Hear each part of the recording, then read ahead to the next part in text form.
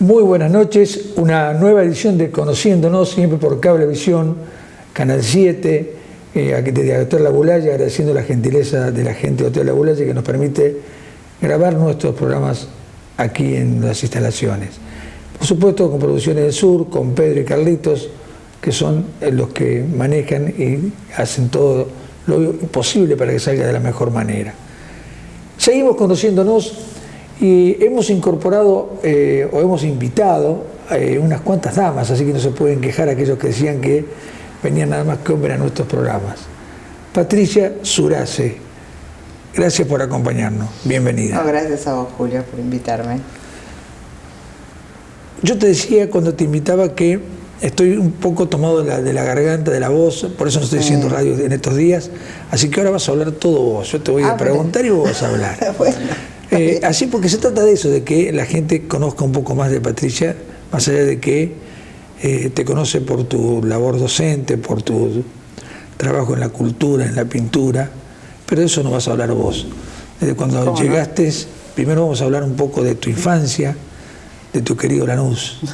Sí, así es. Sí, bueno, mi infancia transcurre en Lanús, a pesar de que nací en Capital Federal.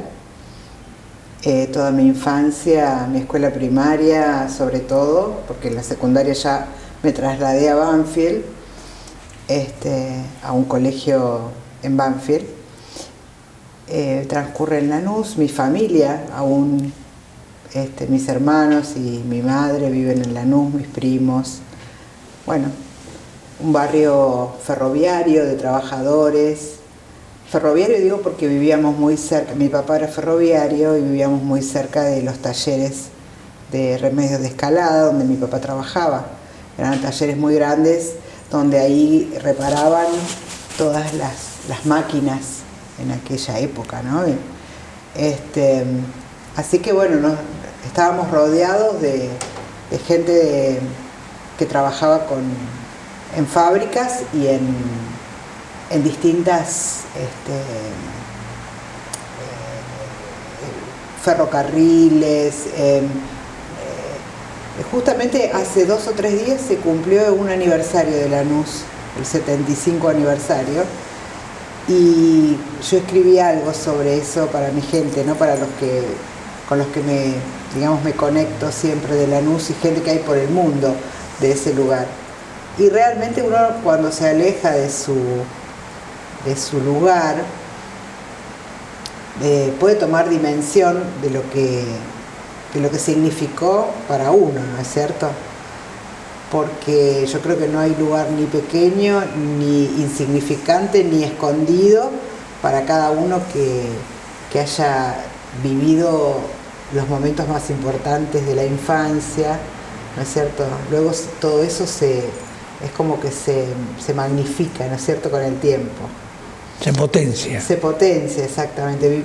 Mi mamá aún vive muy cerca de la cancha de Lanús, que en la época que yo era chica íbamos con mi papá. Luego se desarrolló en el mismo predio la ciudad deportiva de Lanús, donde yo fui a hacer deportes y fui a hacer natación. Bueno, y después ya en la secundaria viajaba a Banfield, que es una localidad a unos 15 kilómetros, que en ese momento yo no lo medía por kilómetros. Por tiempo lo medías. Exactamente, por tiempo de colectivo, ¿no? Y eran unos 20 minutos de colectivo, cruzando la estación de Banfield y a 50 metros de la casa de Sandro, en la calle Beruti. El colegio donde yo iba estaba en la calle French. Bueno, ahí transcurrió parte de mi adolescencia. Bueno, después ya estudié Bellas Artes y ya me trasladé, digamos, al centro, a la Escuela de Artes, en Capital. ¿La Escuela de Artes se llama? Claro, yo fui a la Escuela Beato Angélico. O sea, la escuela, el Magisterio de Artes, digamos, más famoso de Capital, que está en La Boca, en realidad es la Belgrano, es la Escuela Belgrano. Esa es la escuela donde se hacen 4 años de magisterio. En este momento seguramente esa escuela estará transformada en un secundario, porque como te estoy hablando de la década del 70, en ese periodo las escuelas mantenían, aunque en Capital Federal todavía mantienen el viejo, digamos, régimen de séptimo grado y el secundario de 5 años, ¿no es cierto? Y las escuelas de arte estaban, digamos, incluidas en la rama artística de escuelas secundarias, como magisterios en realidad. Así que bueno, como yo empecé a trabajar en la Guía de la Industria, un lugar donde trabajé durante toda mi carrera como empecé como empleada de la parte contable y después trabajé en la parte de arte, haciendo avisos para la Guía de la Industria, y paralelamente hice la carrera de Bellas Artes en el Beato Angélico, hice el magisterio, y en la Prilidiano Pueyrredón hice el profesorado de pintura, de dibujo y pintura. En la Pueyrredón, si no me equivoco, también estudió Germán. Claro, sí, ahí nos conocimos justamente, en ese periodo. Hablamos de la época del 70. Claro, yo empecé la Escuela de Bellas Artes el año del golpe. 76. El 14 de marzo del 76. Y el 24 hubo 4 días donde no hubo clases. Eso no me lo voy a olvidar nunca, porque los profesores que yo conocí en esos 10 días, algunos de ellos, incluida la directora, ya no estaban a la vuelta. Se habían ido. Años después me enteré que se habían ido, bueno, por cuestiones políticas, ¿no es cierto?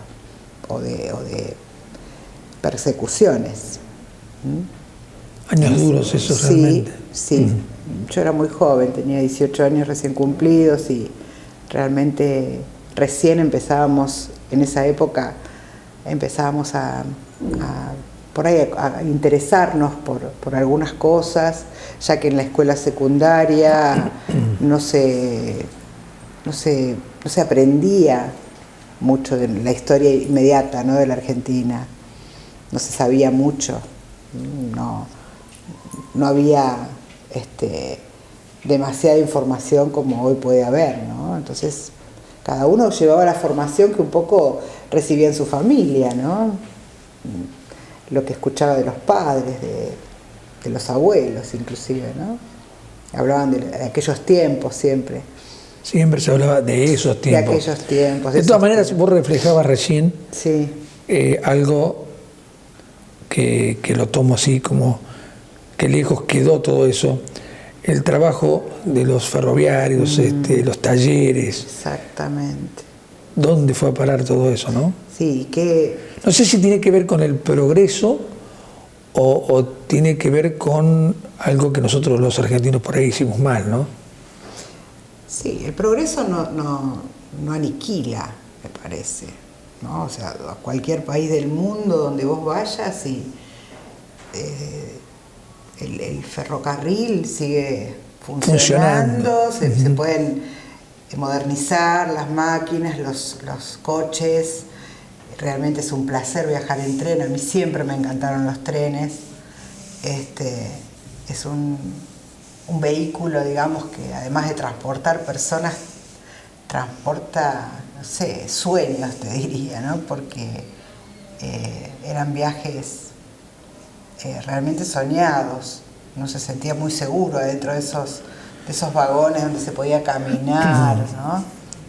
Hasta se podía ir al cine. En algunos estaba el marplatense, yo me acuerdo, el tren marplatense que salía de Constitución y que iba en 4 horas y un ratito, así decía la publicidad. Yo viviendo en conurbano bonaerense, tenemos, digamos, como el sueño del mar, ¿no? Y todo aquel inmigrante que pudo se acercó al mar a comprarse un terrenito, a hacerse una casita, ¿no? A estar cerca del mar. Y bueno, en mi familia también se tenía ese amor por el mar. Y se llegaba en 4 horas y un ratito en el tren, pero en el tren había coche comedor, había bar, había cine, ¿no es cierto? Donde en 4 horas y un ratito se te pasaba mucho más rápido. Mucho más rápido. Sí, realmente para las familias, para los que trabajaban, para los que tomaban ese tramo. Era el inicio del viaje estaba apenas subías al tren. Era como ya estar en una travesía, en una vacación, ¿no es cierto? No, incluso bien decías vos, yo viajé mucho en tren en esos años porque estaba haciendo el servicio militar en Buenos Aires, año 76, y para nosotros, o sea, era prohibitivo por ahí por el tema plata, pero el sueño era desayunar en el coche comedor llegando a Buenos Aires, era todo. Aunque por ahí, siempre lo recuerdo, te venía el mozo, te servía, y el movimiento había que tener un cuidado porque se te volcaba el café, lo que pero fuera, realmente ¿no? Pero era soñado, bien era como lo decís. Muy lindo, sí, muy lindo. Además de ser el tren, el medio de transporte que yo tomaba todos los días para ir a trabajar, ¿no? Porque desde Lanús hasta donde yo trabajaba tomaba 3 transportes para llegar y 3 para volver y uno intermedio entre el estudio y el trabajo. O sea que 7 transportes diarios. ¿Siempre en tren? Claro, iba colectivo hasta la estación de Lanús, que eran unas 15 cuadras. Había que hacerlo en colectivo, por el tiempo, si no llegabas nunca a donde tenías que llegar. O sea que era colectivo, tren y subte. Después colectivo desde la guía de la industria que estaba en Rivadavia y Esmeralda hasta la Pueyrredón, que era en Las Heras y Callao, y después otra vez colectivo, tren y subte. Cuando era muy tarde, porque yo iba a la noche a la Pueyrredón y a veces me daba miedo irme a Constitución a tomar el tren cuando era muy tarde de la noche, a veces salíamos más allá de las 12 de la noche, y me tomaba el 37, que era el colectivo que me llevaba directamente a Lanús. Pero entre 5 y 7 vehículos diarios para la rutina diaria, ¿no? Que era el trabajo, el estudio. O sea, que arrancabas a qué hora y a qué hora dejabas. Entre trabajo y estudio. Entraba a trabajar a las 11 del mediodía, a las 11 de la mañana, salía a las 7 de la tarde, 7:30 entraba a la Pueyrredón y salía a las 11:30, 12 de la noche. Esa era la rutina. De la escuela de Bellas Artes, que iba a la mañana, entraba a las 8 de la mañana, o sea que de la casa de mis viejos yo salía, cuando iba a la mañana y entraba a las 8, salía a las 6:30, o sea, me levantaba a 5:20, 5:30, y salía a 6:15, 6:30, porque tenía que tomar el colectivo hasta Lanús, iba con la valijita de óleos, con las telas. Un sacrificio realmente, ¿no? Y bueno. El otro día, no me acuerdo a quién le contaba de haber tenido que viajar colgada en el tren, en el estribo. O sea, colgada no entraba más gente y te quedabas en el estribo. Tenía 3 escalones el estribo, qué cosa tremenda de inseguridad, pero no era yo la única chica que viajaba, éramos chicas, chicos, muchas. Gente. Y bueno, y nos agarrábamos y iban. Y ahí andábamos. Siempre había alguien abajo, ¿no? Que sostenía una cosa. Y me acuerdo que por Herli pasábamos una pared, que el tren pasaba una pared que tenía 50 centímetros o un poquito más, que era una pared que hacía un ángulo, y era realmente riesgoso. De terror. Todos venían gritando la pared, la pared, la pared, entonces todos se metían así. Qué increíble. Y era la rutina, era de todos los días. Era común y la gente lo tomaba como algo común. Sí, vivir en el conurbano. Patricia, hablamos de tu infancia, hablamos un poco de tu familia. Bueno, mi padre, como ya te dije, el negro de Lanús, que no es el negro de Lanús de Madrid Lanús, pero es el negro de Lanús, mi papá le decía negro, ferroviario, sí, a los 18 años empezó a trabajar en el ferrocarril.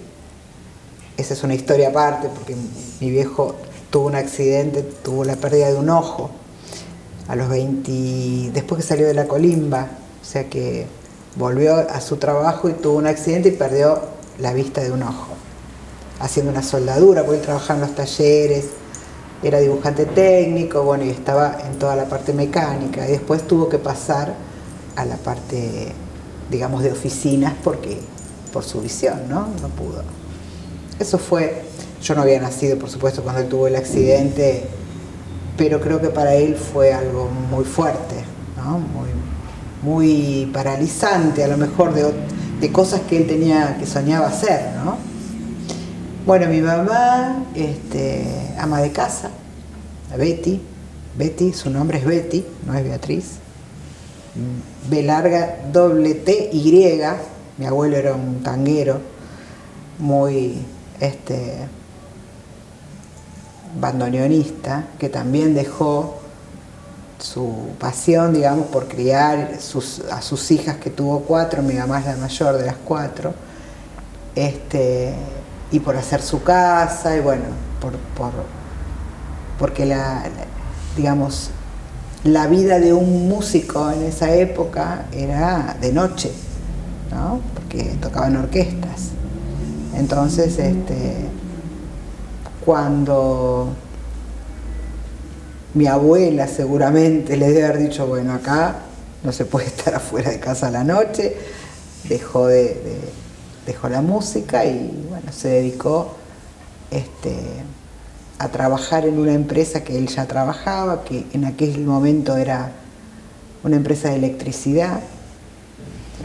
Y después fue fundador de una escuela técnica en Avellaneda que se llamó Torcuato Di Tella.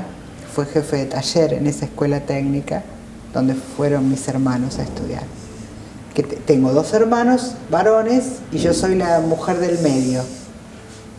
Somos la familia compuesta por 5, ¿no? Mi papá ya falleció hace 7 años. Los genes que te llevaron al arte, ¿de dónde? Y yo creo que es una mezcla. Mi papá era un dibujante excelente y le encantaba el arte. Por eso te hacía hincapié en la pérdida de su ojo, ¿no? De su visión. Con él yo me sentaba a dibujar de chica y él hasta su, digamos, su juventud, después de ir al colegio, hacía escuela técnica de dibujo y yo guardo todavía sus láminas, en realidad. Y bueno, en la familia mi hermano es actor, por ejemplo, mi mamá canta tangos hoy en día, o sea, va a una academia a cantar y todos los años se hace una muestra en un teatro en San Telmo y bueno, yo viajo a verla cantar. Mi mamá tiene 86 años y empezó a cantar cuando falleció mi papá. O sea, siempre cantó ella, pero cantaba en el patio de casa, ¿no? Y en alguna reunión familiar. Bueno, y ahora canta, hace eso. Y está bueno. Está muy bueno, sí. La verdad que a mí me alegró muchísimo saber que ella ocupa su tiempo en algo que tiene que ver con el arte, ¿no? Que es tan sanador y tan reconfortante, ¿no? Del alma, del espíritu. Año, si no me equivoco, si no me lo corregís, 85, Sí. a la Boulaye. 85, exactamente, sí. 85, sí. Sí, porque yo en el 84 me recibí y nos casamos con Germán en el 84. Nos conocimos ese año, o al fin del año anterior, y nos casamos en las vacaciones de invierno del año siguiente. Nos conocimos un día del estudiante, en una fiesta. Y bueno, no nos separamos más desde que nos conocimos y nos casamos y vivimos en Buenos Aires en un lugar donde él vivía, que era el taller de Gaona. No sé si cuando vino te habrá hablado de ese lugar, un lugar emblemático en Buenos Aires, digamos en el grupo de arte de esa época. Era una casa muy antigua que tenía muchas habitaciones donde vivían jóvenes que venían a estudiar a Buenos Aires y que venían a estudiar arte. Y en ese lugar él vivía y ahí nos fuimos a vivir. yo vivía con mis padres.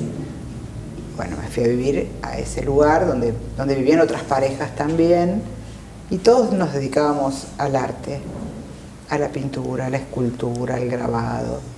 Era muy lindo, porque estar en casa era estar permanentemente en contacto con charlas, con lecturas, con estudio, con reflexiones, con el material que hoy tenemos por todos lados, material, entras a la internet. Bueno, antes era muy difícil, entonces cada vez que cada uno adquiría un libro o alguna información, ahí nos juntábamos a charlarla, a compartirla, claro. Año 85, bueno, hablamos de cuando llegaste a la Boulaye. Sí. Vamos a hacer una pausa, bueno, y continuamos charlando y seguimos para conocernos un poco más y que lo conozcan ustedes un poco más a Patricia Surace.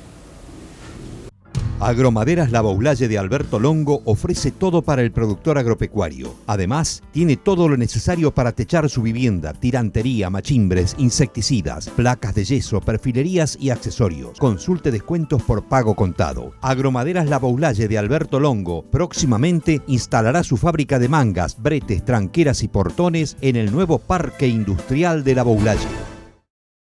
Alberto y Armando Chiapello Hierros, nuevo local, nuevos servicios. Corte plasma para toda medida de chapas, chapas para techo, cortes a medida, perfilería en general. Para la construcción tenemos hierros, columnas armadas, mallas metal, desplegadas, tejidos Rambo, mallas galvanizadas. En acero inoxidable, todos los accesorios para armar barandas a un costo muy accesible. Para la vivienda, veletas, buzones, canastos para residuos, etc. Alberto y Armando Chiapello Hierros. Estamos en Caseros 142. El teléfono 427-175.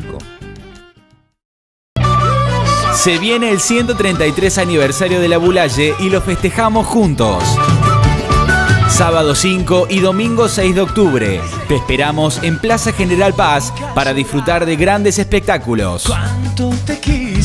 Vení a disfrutar de Arrasa como Topadora y Los Tequis. Participarán artistas de la Boulaye y habrá stands gastronómicos a cargo de instituciones.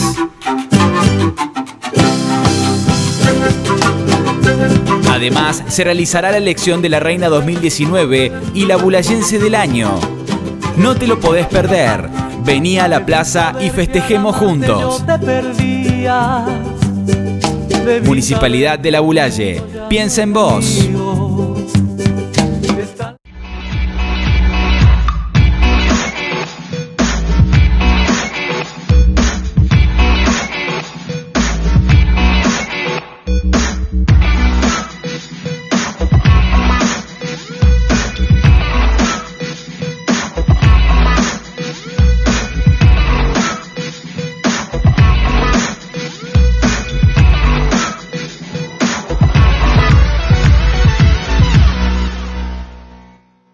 Continuemos en esta nueva edición de Conociéndonos con Patricia Surace, y vamos a preguntarle un poco de la familia, no tanto porque ya nos contaron de tu familia, nos contó Germán, que estuvo con nosotros también. Hablemos un poco de la parte docente y después del arte, que es lo que realmente más te gusta y más te apasiona, y que te ha dado innumerables satisfacciones y muchísimos premios. Bueno, sí, bueno, la docencia para mí es algo que está en mí, inherente a mi persona, o sea, siempre me gustó la escuela, desde los primeros días sentía como que era mi lugar, el colegio, ¿no? Por la comunicación que se genera dentro de un aula, en el patio del colegio. Bueno, desde muy chiquita me gustó y siempre era participativa en todos los actos del colegio. Y cuando decidí estudiar Bellas Artes, que fue una de las cosas que siempre tuve deseos de hacer, de la cual también dudé de hacer una carrera, no sé, más formal, como psicología o arquitectura, que fueron las dos carreras que estuve a punto de empezar también, y que en definitiva decidí hacer Bellas Artes, ¿no? Y siempre como docente, porque la carrera de Bellas Artes, si bien hoy está enfocada hacia varios ámbitos, digamos, de la cultura, como la parte artística, la parte de gestión, la parte docente. En aquel momento, para estudiar arte, tenías que hacer un magisterio, un profesorado, y después, si querías continuar con un profesorado superior o una licenciatura, pero no había la visión que hay hoy, ¿no es cierto? O la cantidad de opciones que se podría ver hoy, que de todas maneras siempre eso se está reviendo permanentemente, ¿no? Sobre todo en este país, que siempre se está viendo el tema de la educación primaria, secundaria, terciaria, universitaria, y se generan cambios. Pero en aquel momento era todo muy concreto, ¿no? Bueno, me encantó la idea de que las Bellas Artes, que eran lo que me gustaba mucho, estuviese, digamos, una salida docente. Y de bastante chica, desde los 15 años, yo daba clases en mi casa.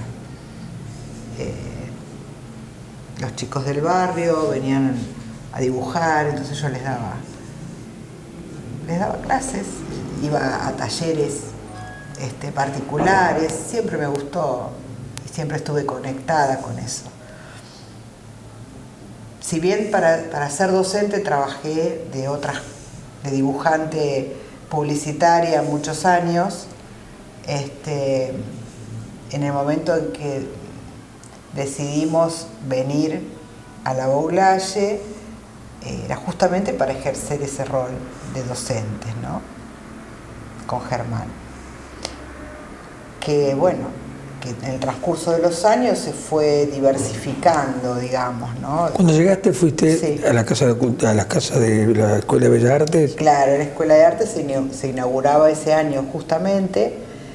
Y ahí empezaste. Claro, nosotros estábamos recién recibidas, yo por lo menos, Germán ya venía trabajando en Buenos Aires, y fueron mis primeros pasos, digamos, en la Escuela de Arte, en la cual estuve muchos años, y después en escuelas secundarias, en la zona inclusive, trabajando, dando talleres, y bueno, la vida te va llevando a hacer distintos movimientos de alguna manera. Una familia numerosa, con 4 hijos, a los cuales tenía que dejar mucho tiempo para poder trabajar, digamos, una cantidad de horas que redituara la salida de casa, ¿no? Y en un momento era como un cambio que a mí no me satisfacía, digamos. O sea, cobrar un sueldo y tener que pagárselo a alguien para que se quede con mis hijos. Era más o menos la relación. Entonces decidí quedarme con poquitas horas como para mantener el estado docente, pero criar mis hijos, ¿no? O sea, que estar en casa y abrir el taller en mi casa y dar clases en mi casa.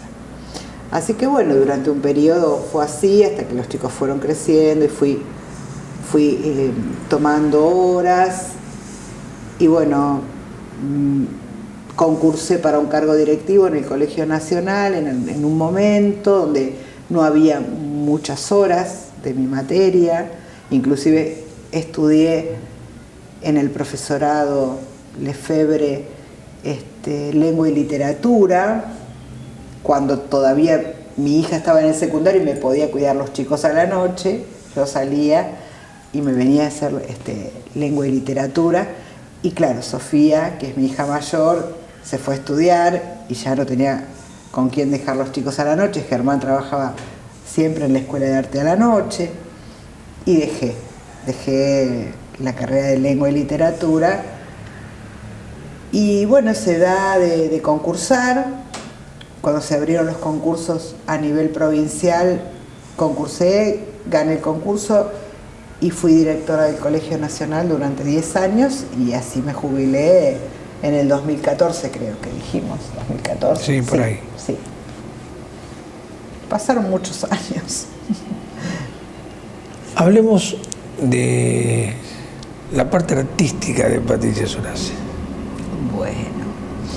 Bueno, la parte artística, como ya te decía, yo creo que el arte es algo que está en uno desde siempre. Creo que es hasta una manera de vivir, una manera de ver, una manera de relacionarse con el mundo. Particular, ¿no es cierto? Desde otros parámetros. Digo desde otros parámetros porque de pronto, al conocer muchísimas personas que tienen otras actividades, me doy cuenta de eso, ¿no? Para mí es natural. Pero el arte es algo que para mí digo esto de que es una manera de vivir porque aunque yo no pueda estar permanentemente pintando o creando algo material, ¿no? En mi manera de pensar o en mi manera de relacionarme está siempre latente esa visión artística, ¿no? Que tiene que ver con una manera de ver, estética, ética, ¿no es cierto? Que se relaciona siempre con esta parte digamos, de las ciencias, si se quiere, ¿no? Que son las artes, la música, la escultura, la pintura, la literatura, ¿Lo tuyo el teatro. es más el dibujo y la pintura? Claro, en realidad a mí el color es lo que más me apasiona, la pintura, ¿no? La pintura. Pero también digo la pintura porque es algo inmediato, pintar es algo inmediato. Después hay, a pesar de que tiene su elaboración en tiempo también, ¿no? La pintura. Pero es lo más inmediato que yo pude acercarme, digamos, para poder volcar. Después hay otras técnicas como u otras artes como la escultura o el grabado, que son hermosas también, que me encantan y que también he incursionado, pero que llevan otros tiempos de elaboración, otros espacios, tiempos de espera, sobre todo, bueno, en el grabado, en la escultura, ¿no? En distintas técnicas. La pintura es más inmediata, es el pincel, el lienzo y el color. Entonces, eso es lo que me representa un poco más. Pero bueno, el teatro también me encanta y también he hecho teatro en Buenos Aires, estudié teatro. Cuando recién llegamos acá también hacíamos teatro, formé parte de un grupo de teatro con Alejandro Corvetto. También me encanta la danza, me gusta todo lo que tenga que ver con la expresión, ¿no? Pero lo mío es la pintura, sí. O sea, que lo tuyo dentro de todo, el popurrí, digamos, que tenemos en cuestión de arte, es la pintura. ¿Por la pintura tuviste premios? Sí, digamos que es en lo que me especializo y en lo que me represento, en la pintura. Y en donde yo me siento que estoy en el lugar que tengo que estar. En todo lo otro soy como curiosamente participante. En cambio en la pintura me siento parte de la pintura. ¿Cómo que es lo tuyo? Es lo mío, sí, es lo mío. Sí, bueno, desde hace algunos años, donde pude ya dedicarme un poco más a elaborar, a pintar, a participar en salones y en concursos, sí, he tenido la suerte de tener algunas distinciones a nivel nacional y a nivel provincial, en algún que otra galería internacional también, con algunas muestras en el exterior. Bueno. ¿Tus cuadros estuvieron en el exterior? Sí. Sí, sí. Premiados. Sí, sí, en Italia. Contémosle a la gente. Sí. Bueno, hace ya algunos años en Italia, donde vive una amiga mía que estudió conmigo, que es artista plástica y que es una artista muy reconocida, ella me invitó a hacer una muestra donde fueron distinguidas 2 obras por la comuna del lugar, ¿no? El lugar es Cisternino, en la provincia de Puglia, en el sur de Italia. Sí, sí, sí. En aquel momento yo fui invitada con el pasaje pago. Mi amiga venía todos los años y se llevaba obra, se iba llevando obra. Entonces yo tuve que viajar con algunas obras enrolladas que después las embarcamos allá. Y bueno, esas obras que ella se iba llevando las iba exponiendo y bueno, tuvieron esa premiación y esa invitación para que yo pudiera ir a hacer una muestra y bueno, fui invitada. Esto que contás, seguramente hay mucha gente que no lo sabe. Sí, sí, seguramente. Mucha gente que no lo sabe. Por curiosidad, una pregunta que haría cualquiera que estuviera en mi lugar en este momento. Un premio a una pintura en el exterior, en Italia precisamente. Económicamente es importante lo que se consigue a través de porque supuestamente los cuadros se venden. Sí. Bueno, económicamente sería importante si eso hubiese continuado o si se hubiese desarrollado un vínculo con alguna galería que me comprase obra, por ejemplo. Eso quedó así, quedó en eso y quedó la posibilidad de volver, pero ya no dependía, o sea, yo tendría que haber involucrado, ¿no es cierto? Y tendría que haber hecho otras conexiones, cosas que en general los artistas no sabemos hacer nosotros, y para eso se necesita un representante y tenés que estar allá para que eso ocurra, ¿no? O tenés que haber estado en muchos lugares. Hoy, por ejemplo, es un poco más fácil eso, los artistas jóvenes con los que yo me encuentro en los encuentros de pintores, que argentinos, latinoamericanos y extranjeros, inclusive españoles, italianos, que recorren el mundo, tienen otra posibilidad, ¿no es cierto?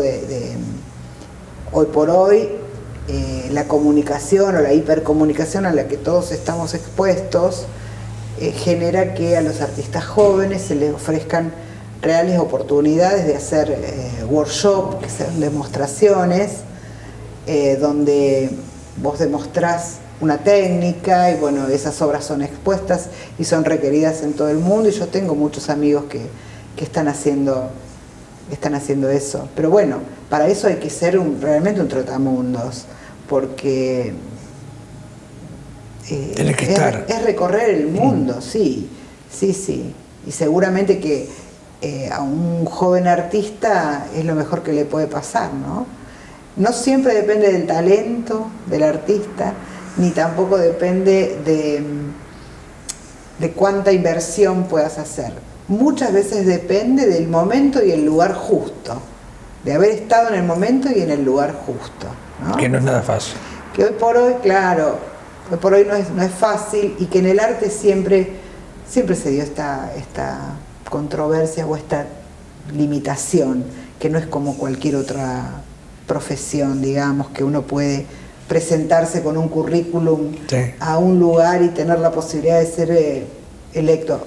Bueno, en esto también existen los salones donde uno se presenta, pero es tanta la gente que es muy difícil poder llegar a estar, ¿no? Y que bueno, también hay en todo eso una dedicación, que inclusive, bueno, yo que me estoy dedicando a la acuarela ya hace un tiempo, se abre en un campo dentro de los acuarelistas, que es muy interesante, de poder enviar obras por internet a los salones, y si son seleccionadas hay que mandarlas, ¿no es cierto? Hay que mandarlas ya por correo, que esa es una posibilidad de poder presentarse en salones importantes del mundo, donde yo todavía no me he presentado porque, digamos, es una cuestión hay que disponer de mucho tiempo en la computadora, ¿no? Porque hay que entrar a las plataformas, hay que tener, digamos, como una ambición y un deseo de que todo eso se propague. Y no es que no la tenga, pero estoy conforme con lo que estoy haciendo acá en el país, ¿no? Viajando. Y en el país, contame, ¿cómo te fue? Córdoba, puntualmente, es una provincia que tiene muchísimos encuentros de pintores desde hace muchos años, que realmente tiene una gestión cultural impresionante en ese aspecto, y que se conoce poco, en realidad, se difunde poco, porque como sabemos, todo se concentra en las capitales, ¿no?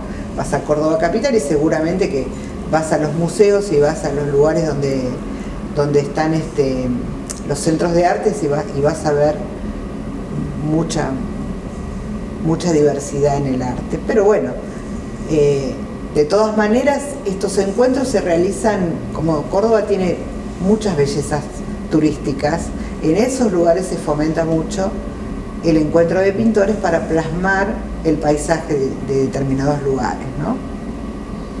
Y bueno, ahí es donde participamos. Después participamos, digo, porque Germán me empezó acompañando y después empezó a pintar él también.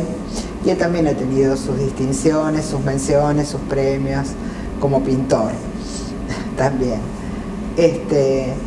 Hemos sido invitados a Tucumán, por ejemplo, donde fuimos invitados a ser jurados de un encuentro de pintores. Porque cuando uno se empieza a mover en el ambiente, digamos, del arte, nos empezamos a conocer y a registrar los roles de cada uno, ¿no? Y bueno, hemos recorrido ya muchos kilómetros así, en La Rioja, en Tucumán, en Mendoza, San Luis, San Juan, Corrientes, hay un encuentro que es en Goya, que es muy interesante. Hay uno en Mar del Plata, que se hace un encuentro de pintores marinistas, ¿no? Que pintan marinas. Estamos invitados este año. Y también, bueno, uno puede participar y también eso por invitación, ¿no? Ahora justamente en los meses de octubre y noviembre en Córdoba hay muchos encuentros en distintas localidades de Córdoba. Justamente en este fin de semana está el encuentro de Cura Brochero, que es un lugar espectacular, muy hermoso, al cual, bueno, no vamos a poder ir en esta ocasión porque el tema de los incendios ha acobardado un poco a la organización, como se reúne mucha gente y se dispersan por el valle, por los lugares donde hoy por hoy está complicado. Y el otro fin de semana hay un encuentro, ahí fui invitada, que es el encuentro de Villanueva, al ladito de Villa María, sí, ¿no? Hace 16 años que se hace el encuentro en Villanueva. Y hay una nueva categoría que se llama Máster Cordobés, que es una categoría donde participan los pintores que han ganado premios, que han ganado primeros premios en encuentros de pintores cordobeses. Bueno, ahí estoy invitada para el fin de semana del 12 de octubre. Siempre me queda la inquietud, o sea, nos queda poco tiempo ya, Sí. Tendríamos muchas cosas para seguir preguntándote, para que siga la gente conociendo, pero hablaste del arte, hablaste de la pintura, y uno que es ignorante con respecto a ese tema, ¿cómo se aprecia una pintura si no tenés formación? Hablamos de una persona común. Uh-huh. Bueno, en principio la apreciación... ¿Cómo actúa la gente con respecto a las exposiciones? A eso quería llegar. La apreciación del arte es algo que se siente, ¿no es cierto? Es algo que te gusta. Con que te guste no te necesitas demasiada teoría. O sea, con que te guste o te sorprenda o te disguste inclusive, o te enoje, o te produzca algo, esa obra de arte está cumpliendo una función.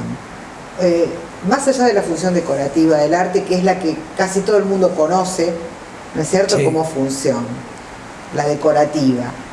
Una obra de arte bonita para que adorne un lugar, para que ilumine. Sí. Ya ese hecho de poner algo lindo que ilumine también es subjetivo, porque es lindo para algunos, para otros tal vez no. Tal vez no. ¿No es cierto? Entonces es tan subjetiva la observación del arte y está tan poco valorado el sentido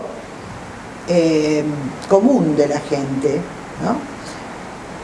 Que dice, bueno, esto no me gusta, y es respetable, no tiene por qué. A lo mejor si algún día sabe por qué o se pone a charlar con el autor, empieza a desarrollar otro tipo de observación, ¿no? Sí, lo que significa para el autor esa obra, seguramente. Claro, seguramente, eso. Y después, bueno, el poder acercarse a una obra de arte sin prejuicios, sin pensar de que uno tiene que saber, ¿no?, cómo está hecho, a qué estilo pertenece. Eso es más para los que nos interesa profundizar, digamos, en el hacer artístico. Ahora, para disfrutar una obra de arte no es necesario tener mucha sabiduría. Simplemente abrirse y a veces no ser agresivo con el arte, porque a veces uno dice, ¿qué? Y dice algo malo, ¿no? Pero sí, esto hace un juicio de valor negativo sobre algo. Sin saber cuál es el contenido que se quiso hacer. Y a lo mejor si uno se queda mirando un rato puede encontrar algo que se vincule con su propia emoción o que uno lo pueda representar en algo de uno, ¿no es cierto? El arte es algo para hablar mucho. Es para hablar mucho y se nos acabó el tiempo. Sí. Patricia, te agradezco infinitamente tu tiempo, el haber compartido un programa de Conociéndonos. Seguramente hay gente que no conocía algunas cosas tuyas que las va a poder conocer a través de nuestro programa.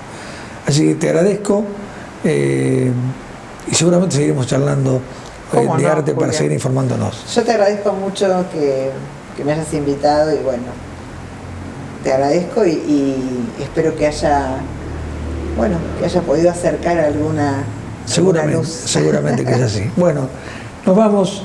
Nos encontramos el próximo viernes en una nueva edición de Conociéndonos, hoy con Patricia Surace, que nos habló un poco de arte, nos enseñó un poco. Muchas gracias, Patricia. Gracias, Rubio, muchas gracias. Nos vamos, agradecemos a la gente de Hotel La Boulaye por la gentileza que tienen en prestarnos sus instalaciones y a Producciones del Sur con Carlos y Pedro como siempre. Chau, chau, hasta el próximo programa.